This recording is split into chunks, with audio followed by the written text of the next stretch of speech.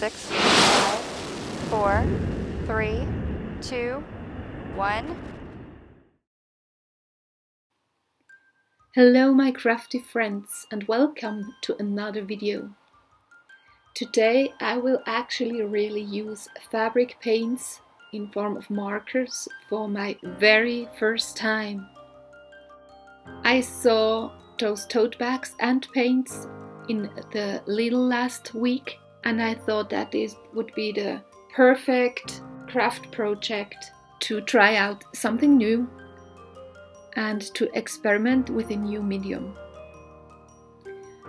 I didn't try them out before, I really just stepped into the game and everything you see was kind of experimental. I had kind of an idea of how they would work. I basically used them similar to watercolors and I saw that they're really easy blendable and mixable with each other. And the technique I used resembled most the way how I work with alcohol markers. So because you have fabric, you have those lines of fibers and it's kind of a heavy job. It's like really hard work to do. And since I have MS and my weak spot is my right arm, I really felt it after finishing the bag after about 2 hours or so. My arm really did hurt a lot. So you have to work yourself through the fibers and to mix colors or to blend and make a little bit of dimensions and shadows. As you can see now here in the corners, I took the darkest color and then took the light one and kind of pulled the dark color out into the field, into the space with the lighter color. Similar as I would do with my alcohol markers. Or the opposite, you could also push back the dark colors by going towards the borders of the transition between the two colors, dark and light, and then push it back.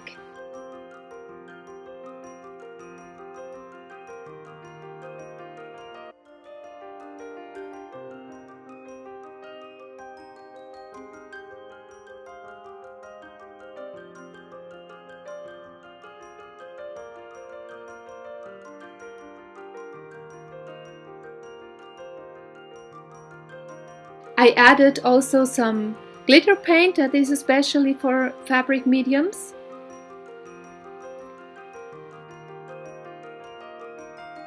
And then I turned to the little planet. I knew right away that I wanted to be kind of organic, so like not totally unreal. And I wanted to create some brown spots, so I had to think about how to create brown because I didn't have one. But since I made experience that those colors are really easy mixable, I took of course red and green and layered it to create a nice matching brown.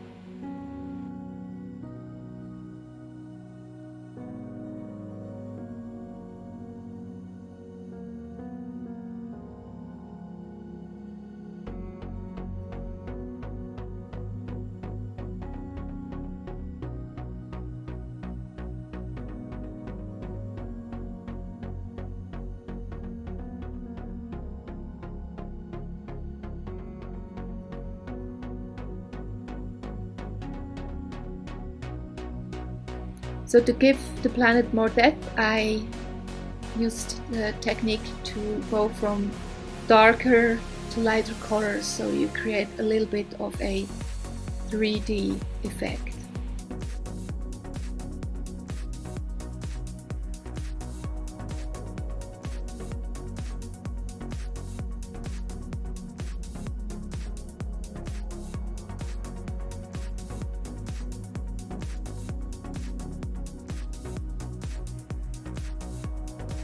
To make nice transitions, here is exactly where I use the lighter color to go into the darker one, and it blends really perfectly smooth.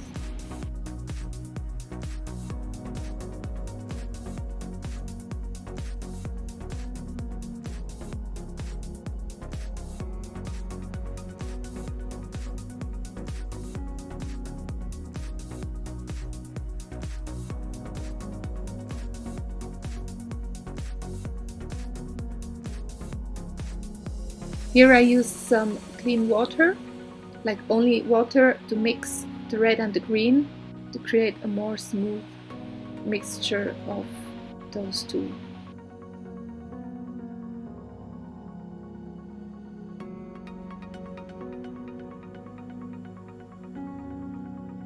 I gave the whole planet a little bit of a water wash, and it really made a difference.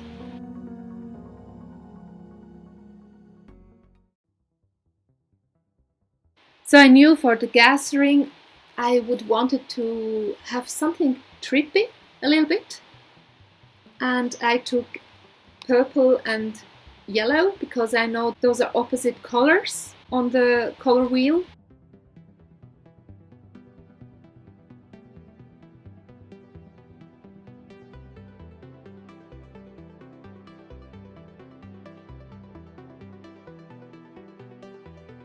I knew they would smudge on the transition points, so I used a little bit of orange to kind of help them blend in a bit better, and I really like what it did.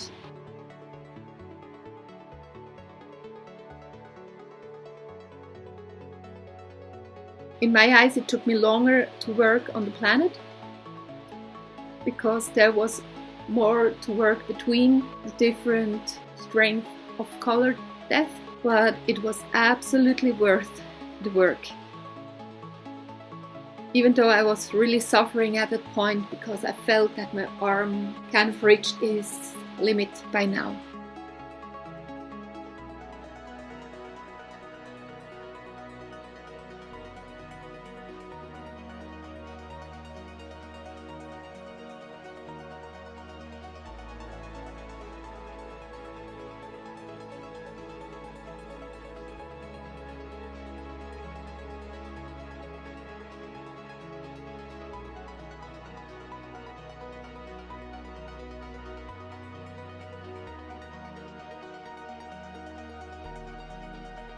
Kind of softened purple, I used also a bit of pink, but it's hard to see because purple was very dominant already.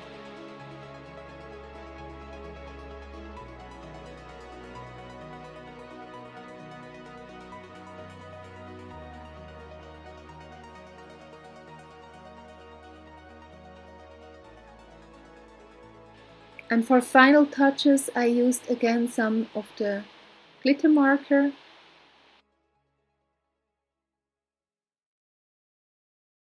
So I have to wait for 6 hours for the paint to completely dry.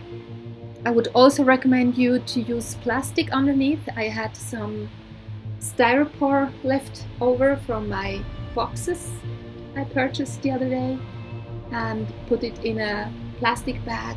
And it was the perfect work surface because it was soft and it really helped in the process.